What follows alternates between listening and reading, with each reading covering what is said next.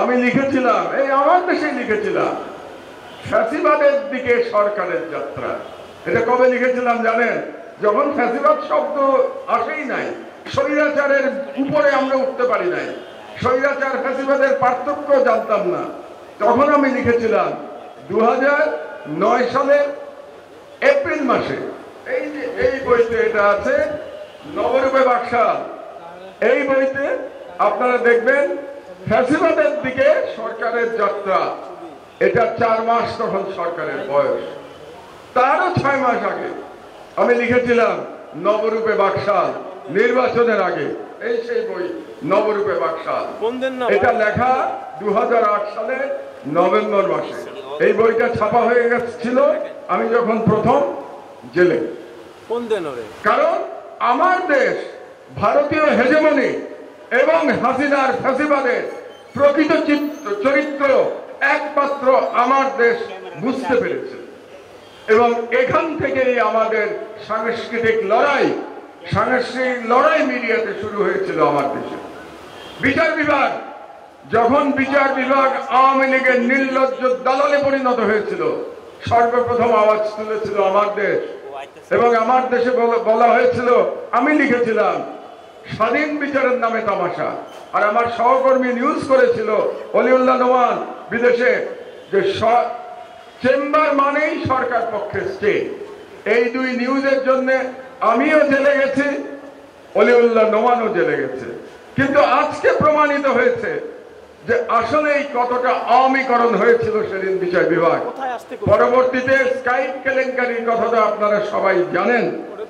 আপনাদেরকে একটা মনে করিয়ে দিই, বাংলাদেশের মিডিয়ার ইতিহাসে, এখানে আপনারা সবাই প্রবীণ সম্পাদক সাংবাদিকরা বসে আছেন, মিডিয়ার ইতিহাসে আমাকে একটা নজির দেখান ইনভেস্টিগেটিভ জার্নালিজমের ইতিহাসে স্কাইপ কেলেঙ্কারির থেকে বড় কোন ইনভেস্টিগেটিভ জার্নালিজম আজ পর্যন্ত হয়েছে কিনা? অবিশ্বাস্য এক ইনভেস্টিগেটিভ জার্নালিজমের উদাহরণ ছিল স্কাইপ কেলেঙ্কারি বের করা, প্রকাশ করা।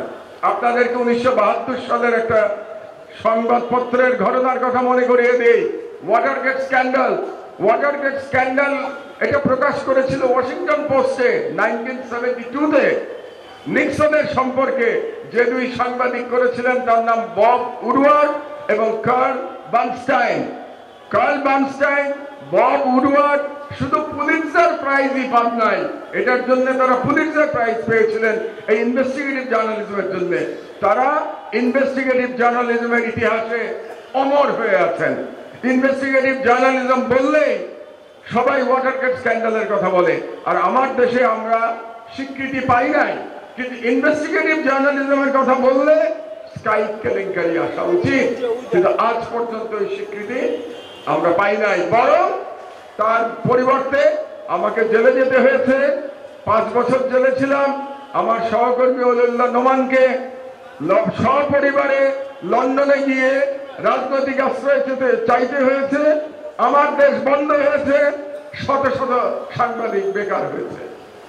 এই হচ্ছে পার্থক্য, যেটা বাংলাদেশে ইনভেস্টিগেটিভ জার্নালিজমের রোল মডেল হওয়া উচিত ছিল। তার পরিবর্তে আমাদের কি জুটেছে? লাঞ্ছনা এবং সাজা। আজ পর্যন্ত প্রশংসা পাই নাই আমরা। এমনকি জাতীয়তাবাদী এবং ইসলামপন্থী ঘরানার সাংবাদিকদের মধ্যেও এটা নিয়ে কোনো আলোচনা নাই যে এটা কত বড় ইনভেস্টিগেটিভ জার্নালিজমের উদাহরণ ছিল। এবং আরো মজার ব্যাপার দেখেন, ওই ঘটনার পরে এই স্কাইপ কেলেঙ্কারির জন্য যে বিচারপতি দায়ী ছিলেন সেই নিজামুল হক নাসিম, এটা আপনাদের জন্য লজ্জার কথা। এই নিজামুল হক নাসিম, তার প্রমোশন হয়েছিল, সে আপিল বিভাগে গিয়েছিল। আপনাদের জন্য লজ্জার কথা এই জন্যে, যারা সাংবাদিক, তিনি প্রেস কাউন্সিলের চেয়ারম্যান হয়েছিলেন। আপনারা এটা বাধা দিতে পারেন না। যে লোকের এরকম নৈতিক স্খলন, নিজামুল হক নাসিম, সে আপনাদের প্রেস কাউন্সিলের চেয়ারম্যান হয়েছিল। আর তার এই অপরাধ বের করার অপরাধে আমি জেলে গেছিলাম। আজকেও আপনি চিন্তা করেন, বাংলাদেশে ওই যে বললেন না এখনো ফ্যাসিবাদ আছে, ফ্যাসিবাদ কতটা এখনো বিস্তৃত যে এখনো মাহমুদুর রহমানকে এসবির রিপোর্টে বলা হয় ক্রিমিনাল। আমি ক্রিমিনাল, এসবি রিপোর্টে মাহমুদুর রহমান ক্রিমিনাল, আর নিজামুল হক নাসিম বিশিষ্ট ব্যক্তি আপনাদের দেশে। নিজামুল হক নাসিমের জেলে থাকা উচিত, সে ঘুরে বেড়াচ্ছে। নিজামুল হক নাসিমের তো এতক্ষণে অ্যারেস্ট হওয়া উচিত ছিল, গ্রেপ্তার হওয়া উচিত ছিল নিজামুল হক নাসিমের। কারণ একজন বিচারপতি এরকম অনৈতিক কাজ করতে পারে না, যেটা স্কাইপ কেলেঙ্কারিতে আমরা প্রমাণ করেছিলাম।